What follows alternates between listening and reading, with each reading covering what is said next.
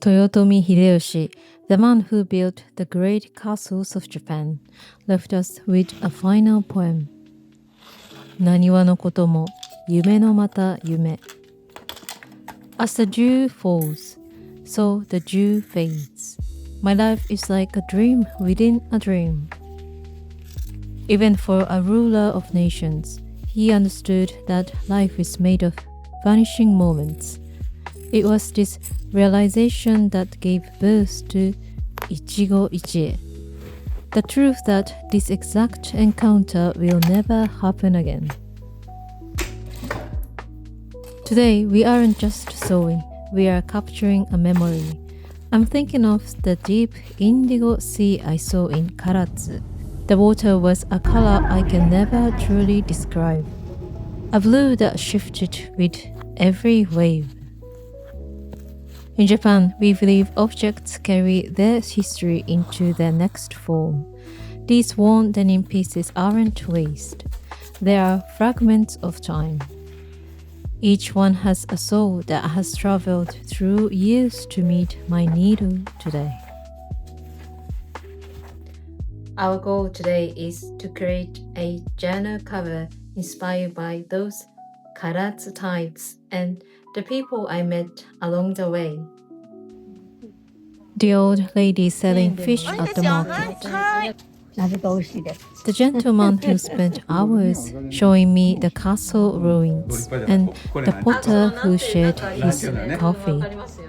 This is a place to keep my thought before they fade like Hideyoshi's dew.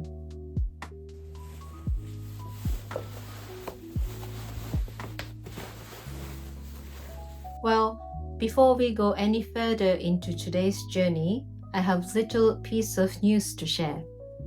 Today, I'm opening my Patreon space. Many of you know me here on YouTube for these philosophy and sewing videos, but Patreon is where I want to share a more personal side of my life in the UK. On my Patreon, I'll be talking you on a full tour of my sewing room, showing you my morning routine and even sharing a new hobby I've started lately. While YouTube is the place for my finished stories, Patreon will be for the behind the scenes, the raw thoughts, the messy sketches, and the daily projects that don't always make it into a long video. If you'd like to join my little community there, I've put the link in the description below. There is a free 7-day trial, so you can come and explore the space to see if it feels right for you. But for now, let's return to our fabrics and the story of Indigo Sea. The cover we're making today is for this specific journal. What makes it special is that it's a 5-year diary, all in one book.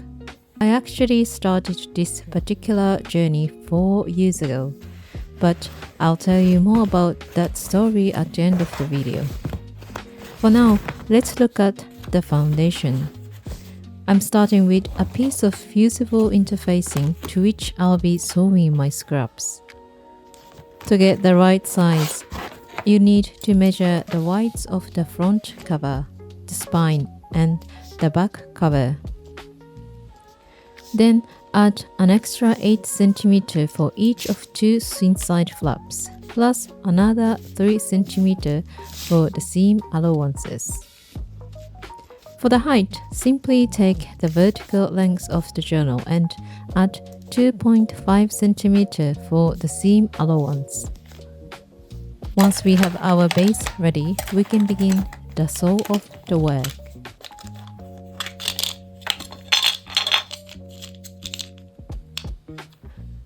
There is a quiet beauty in preparing the foundation. This white, blank surface is like the mat in Japanese art, the space between. It's the silence before the music starts. Sometimes we rush this part to get to the pretty fabrics, but Ichigo Ichie teaches us that there is no such thing as a boring step. The way I hold these scissors today, the way the light hits this white surface, this too is a once-in-a-lifetime meeting. If I'm not present for the cutting, how can I be present for the stitching? I'm reminded of a small thought by Kaneko Misuzu. 何もない白い地平に線を引く。それは新しい夢が始まる合図。二度とは戻らぬこの瞬間に心を込めてハサミを入れよう。On a white horizon where nothing yet exists, I draw a single line. It is the signal for a new dream to begin. In this moment, which will never come again, I let my scissors move with all my heart.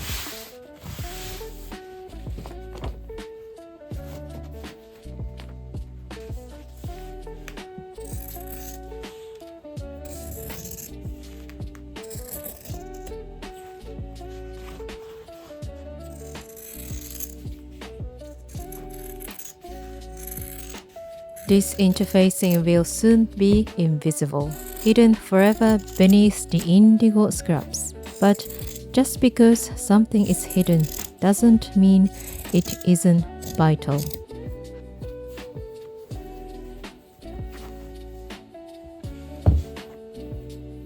It is the silent support for all the memories we are about to sow.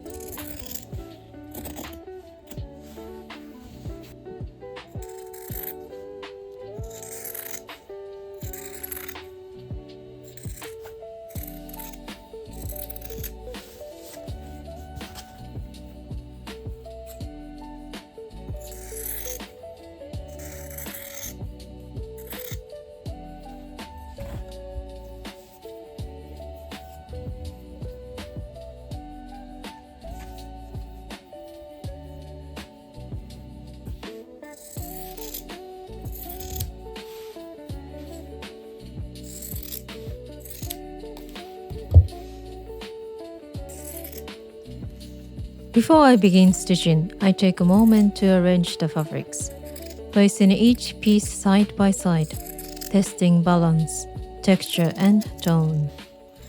This quiet process feels like a conversation with the materials themselves. Some pieces rest naturally next to each other, while others resist, asking for patience and small adjustments.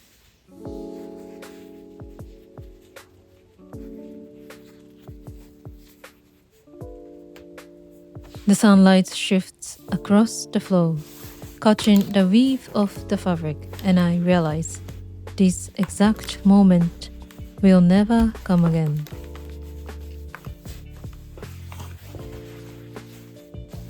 That thought brings to mind the Japanese saying, Ichigo Ichie, one time, one meeting.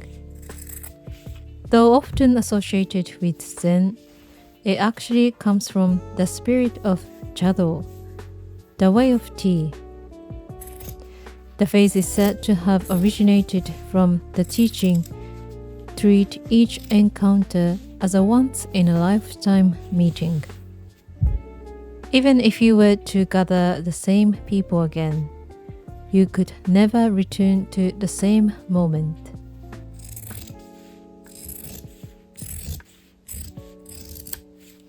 The light, the air, the feelings would all have changed. It is fascinating to think that this philosophy flourished under a man as complex as Toyotomi Hideyoshi.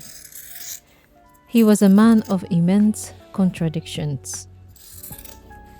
He was famous for his obsession with the tea ceremony, an obsession that actually led to the growth of the Nabeshima porcelain and Karatsu ware we've explored in my past videos. Hideyoshi once built a portable tea room covered entirely in gold to show his absolute power.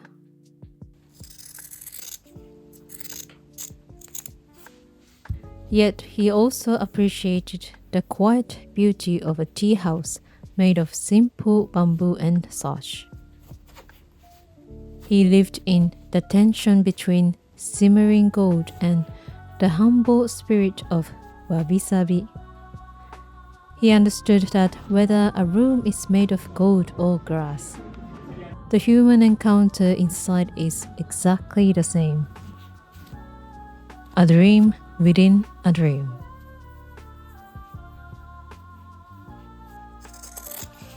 As Ii Naosuke, the tea master and statesman of the late Edo period, once explained, 仮にもし同じメンバーを集めたとしても、今日のこの日に戻ることはできない。そう考えれば、どの回だって一生に一度のものだ。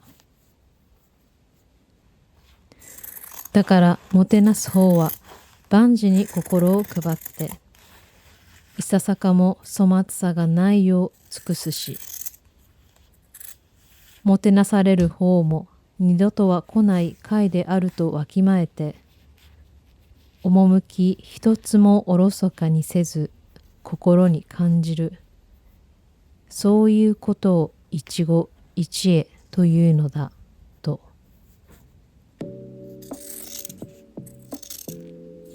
Even if the same people were together again, this exact day could never return.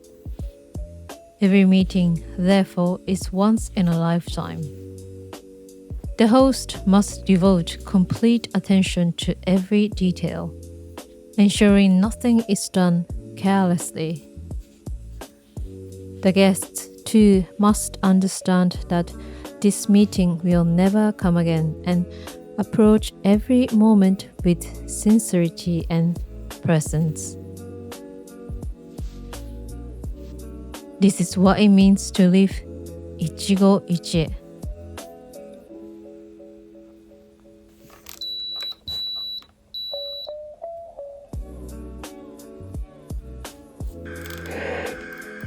When I heard those words for the first time, they lingered in my heart. Because it's not only true for the tea ceremony, it's true for creation too. Every time I design a piece, no matter how many times I've done it before, it is new. My mood, the weather, the music in the background, the texture of the fabric, all of it shapes the outcome in ways that can never be repeated.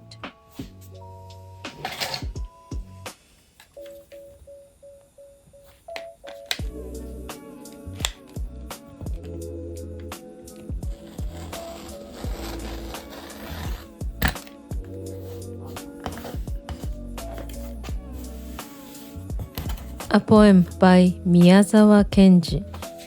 The morning of eternal parting captures this feeling of tenderness and impermanence. 私たちが一緒に育ってきた間、見慣れた茶碗のこの愛の模様にも、もう今日お前は別れてしまう。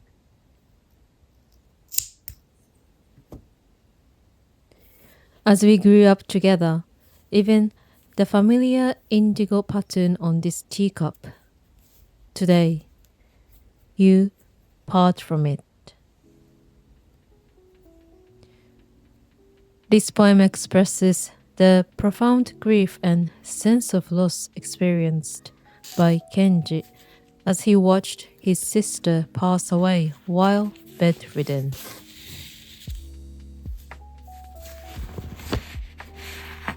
It reflects the sorrow of parting from the everyday life they shared together. Especially the familiar indigo pattern on a cherished teacup.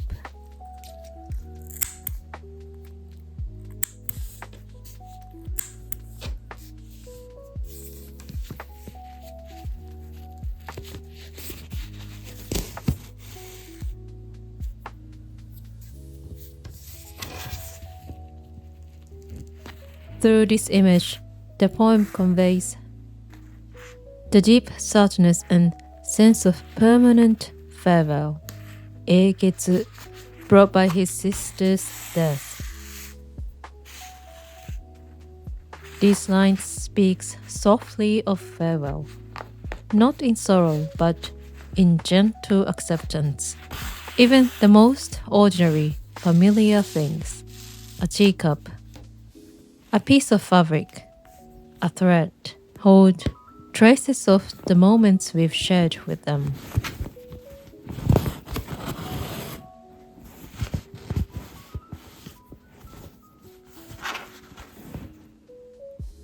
When it's time to part, we do so with gratitude, knowing that nothing stays forever. As I designed this project,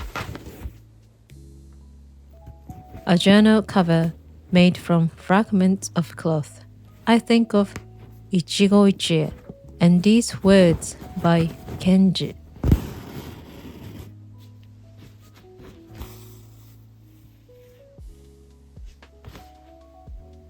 The fabrics I touch have lived other lives before mine.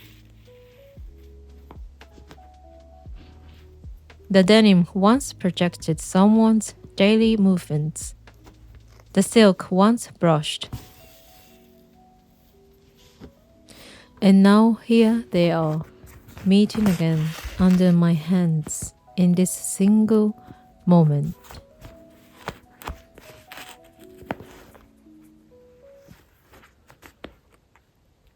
At the same time, Ichigo Ichie, the principle of fully inhabiting each moment, guides how I show up for my work.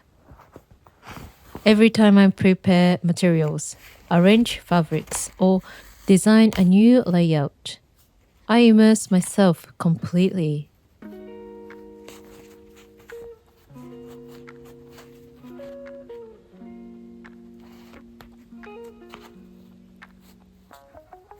Each interaction, each creation is unique, a once-in-a-lifetime moment. By focusing on the now, I ensure that every action carries intention and care. Even repetitive tasks like trimming fabric scraps or adjust patterns become quiet acts of mindfulness. There's no rush in this process, just like the tea master preparing for a single ceremony. I attend to small details, how the fabric holds, how colors breathe beside each other, how textures balance. The beauty isn't only in the finished piece, but in the awareness of making it.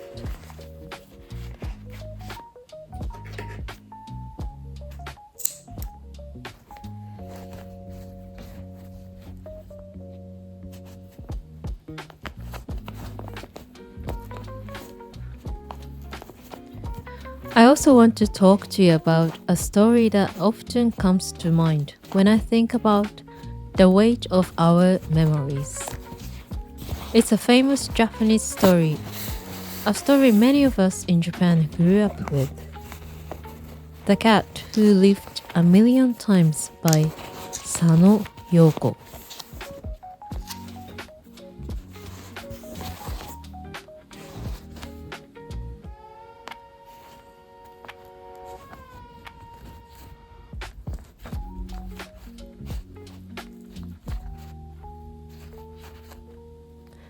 In the book, we see a cat live with many people.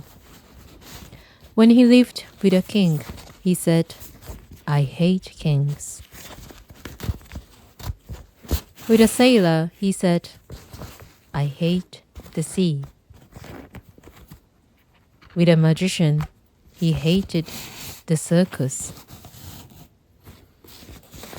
But as the story goes on, his words get sharper.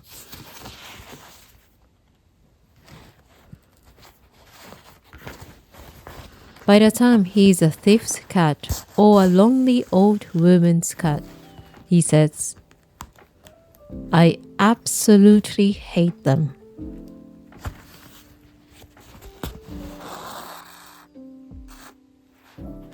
He always says, I don't care about dying. But when you read how he died in those lives, crushed, drowned, or lost, they were all painful, suffering deaths.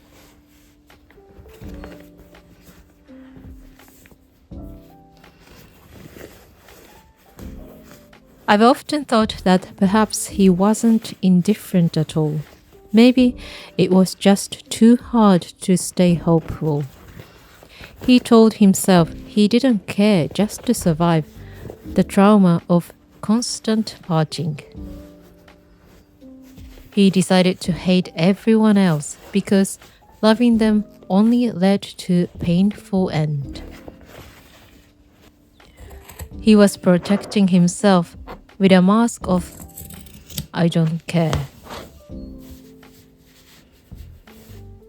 Then came his turning point. He was reborn as a stray, a cat who belonged to no one.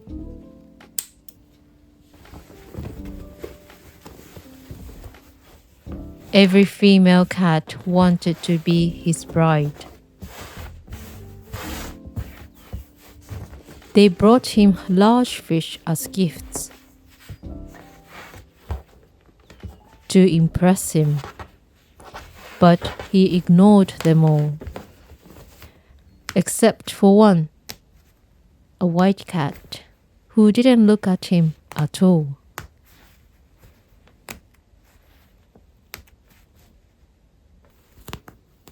He went to her every day. He tried to boast about his million lives, but she remained quiet. Eventually, he stopped boasting. He stopped looking at the past and looked only at her. One day, he simply asked, "May I stay by your side?" It wasn't a boast anymore. It was a confession. The cat who had only ever loved himself and who had spent a million lives hating everyone else, finally found someone he loved more than his own life.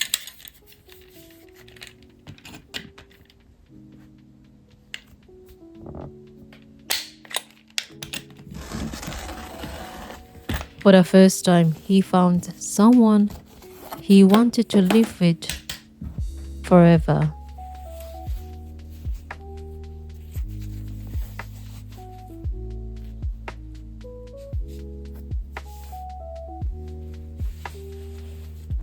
They lived a long time. They had many kittens. But then the day came that he had always feared. The white cat became old, and one day she stopped moving.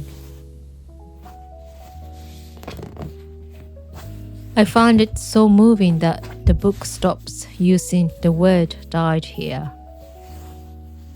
She didn't just die, like the kings or the thieves. She stopped moving.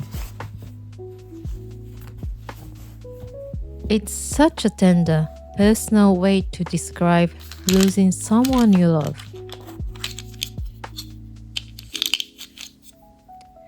The cat who said he was fine with dying cried for the first time.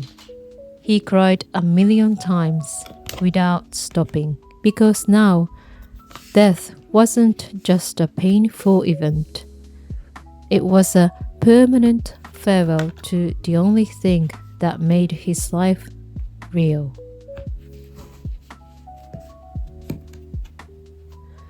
He finally understood that Ichigo Ichie isn't just about a beautiful meeting.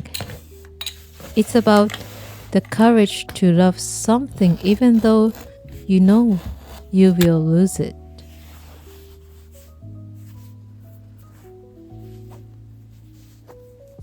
When he finished crying, he died for the last time. He didn't need 1,000,001st life because he had finally experienced the truth. As I stitch this journal cover, I think about these layers.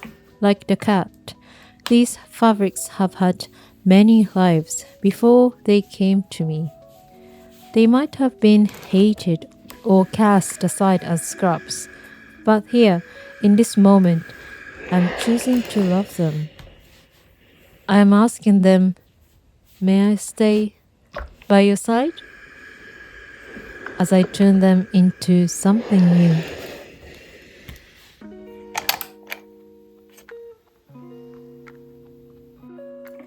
We don't need 1,000,000 projects. We just need to put 1,000,000 hearts into this one. Because this moment, this blue and this stitch, they will never come again.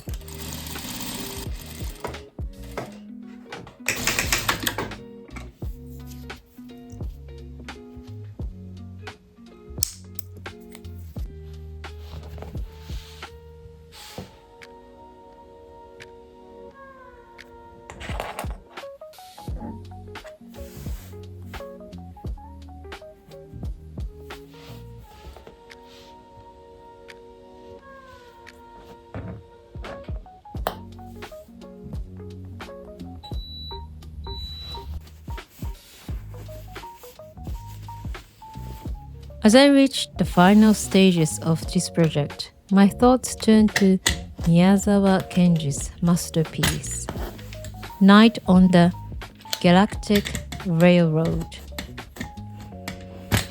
In the story, Giovanni and Campanella travel across the Milky Way on a train that runs through the heavens.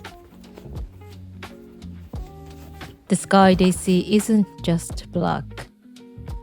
It's described as a deep, transparent indigo, much like the Karatsu sea or the fabrics here on my table. During their journey, they see beautiful, fleeting things, but they also see the sadness of parting. Giovanni asks, what is true happiness? He realizes that happiness isn't something you can hold on to forever. It's like the gentian flowers that glow in the fields of the stars.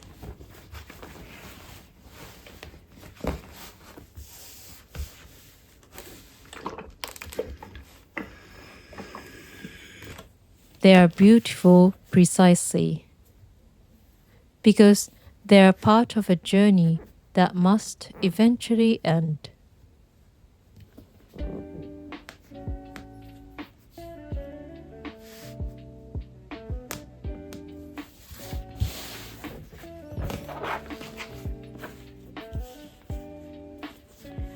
At the end of the journey, Campanella disappears. He had gone to a true heaven because he gave his life for another. Giovanni is left alone on the train, but he is changed. He realizes that even though his friend is gone, the fact that they shared that journey, that Ichigo Ichie moment across the stars, is what gives his life meaning. Kenji wrote, きっとみんなの本当の幸いを探しに行く。どこまでも僕たち一緒に進んでいこう。We must seek the true happiness of everyone together.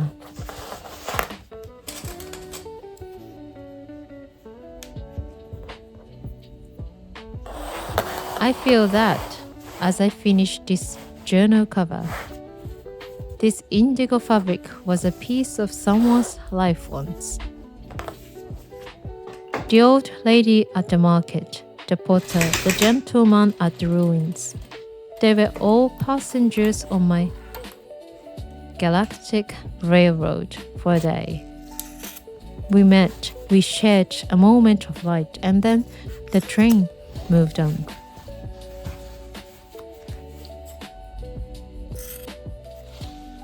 I'm stitching these memories not to mourn their loss, but to celebrate that we were on the same train for a little while. This journal is a map of those stars. So, what did you think of today's project? This was actually inspired by a comment I received recently, asking if I had ever made a journal cover. I've made one before using kimono silk without aligning, but as I've just started journaling again recently, I decided it was time to make something special using my favorite scraps. This isn't just any journal, it's a 5-year diary. I started writing it back in 2022.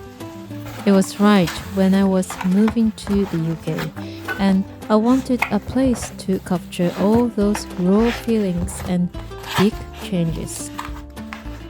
I managed to write it in every single day for 2 years, right up until 2024.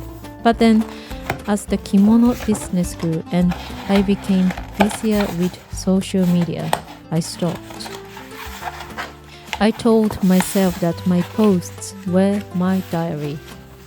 But recently, something happened that made me realize I needed to slow down. I needed to step back and look at my life from a distance.